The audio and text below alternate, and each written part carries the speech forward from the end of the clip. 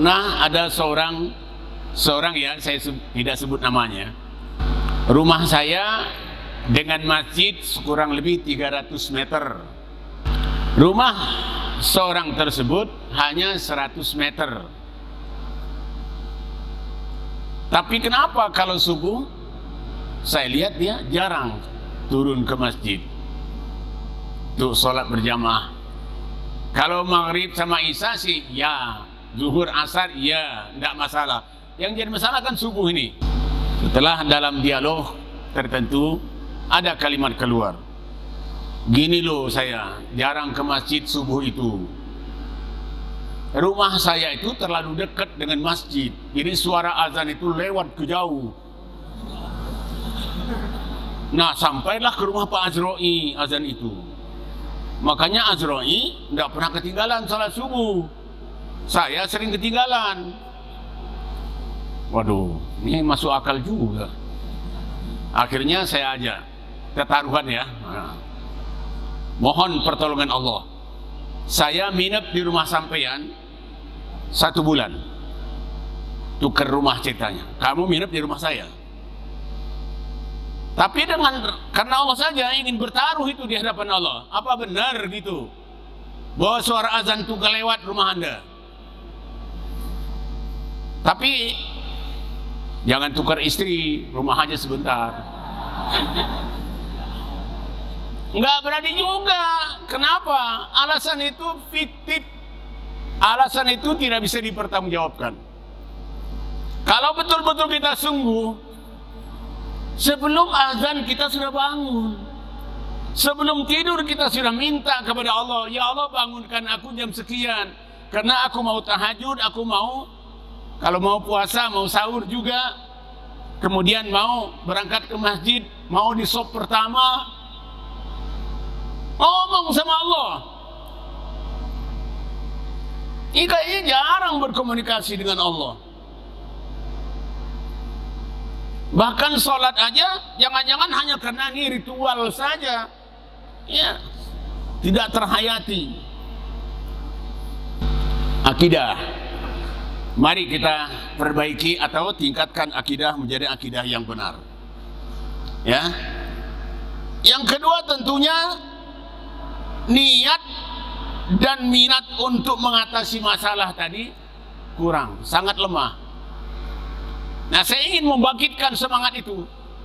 Setiap ada kendala untuk taat kepada Allah, pada Rasul, pada ulil amri minkum, ada kendala apa, atasi.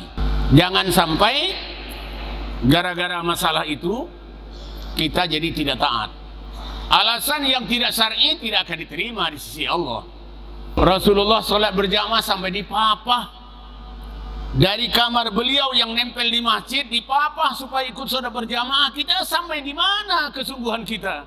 Baru sekedar gerimis aja atau hujan lebat, masih ada daun pisang, daun talas, masih ada mantel, masih ada payung. Ya, bangkitkan minat kita untuk mengatasi masalah. Terutama tolok ukurnya itu 2 ya. Aqimus shalah dan yang lain amanu wa amilus sholihah. Dirikan sholat berjamaah, aqimus shalah wa atuz zakah warka'u ma'ar raki'in, surah Al-Baqarah ayat 45. Perintah itu menurut usul fiqh, sholat berjamaah itu hukumnya wajib. Uzur syar'inya kalau sakit tidak bisa jalan, kalau buta saja masih belum bisa dijadikan alasan.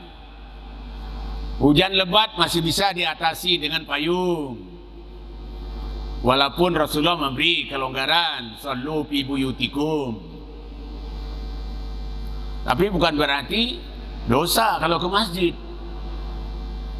Udah shallu fi buyutikum tetap ke masjid, itu pahalanya luar biasa. Ya. Belajar kita mengatasi masalah itu.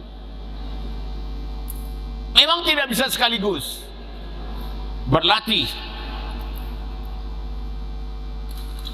Sudah begitu, kesungguhannya untuk sabar, untuk taat, kesungguhannya masih dipertanyakan. Sebab dalam surah Al-Ankabut ayat 69 di antaranya, A'udzubillahi minasyaitonirrajim, walladzina jahadu fina lanahdiyannahum subulana. Orang yang bersungguh-sungguh itu kami tunjukkan jalannya. Ya kalau tidak bersungguh-sungguh, makanya di Indonesia ada istilah, kalau mau 1000 jalan, kalau tak mau 1000 alasan, gitu. Saya sering berseloroh begini, orang yang tidak mau hadir salat berjamaah, kadang-kadang ayam angrem aja jadi alasan, kucing lapar juga jadi alasan. Mohon maaf, saya tidak ke masjid, lagi ngasih makan ayam, kan gitu. Kan ini juga ibadah. Semua bisa dijadikan alasan. Nanti di hadapan Allah baru tidak bisa alasan itu.